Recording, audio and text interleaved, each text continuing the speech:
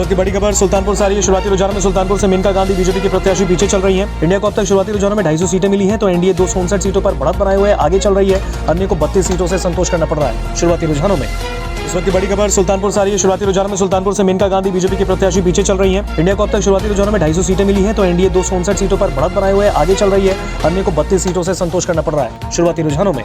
इस वक्त की बड़ी खबर सुल्तानपुर से आ रही है। शुरुआती रुझानों में सुल्तानपुर से मेनका गांधी बीजेपी की प्रत्याशी पीछे चल रही हैं। इंडिया को अब तक शुरुआती रुझानों में 250 सीटें मिली हैं, तो एनडीए 259 सीटों पर बढ़त बनाए हुए आगे चल रही है। अन्य को 32 सीटों से संतोष करना पड़ रहा है शुरुआती रुझानों में।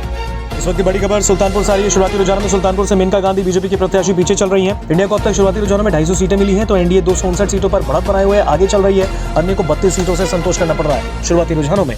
इस वक्त की बड़ी खबर सुल्तानपुर से आ रही है। शुरुआती रुझानों में सुल्तानपुर से मेनका गांधी बीजेपी के प्रत्याशी पीछे चल रही हैं। इंडिया को अब तक शुरुआती रुझानों में 250 सीटें मिली हैं, तो एनडीए 259 सीटों पर बढ़त बनाए हुए आगे चल रही है। अन्य को 32 सीटों से संतोष करना पड़ रहा है शुरुआती रुझानों में।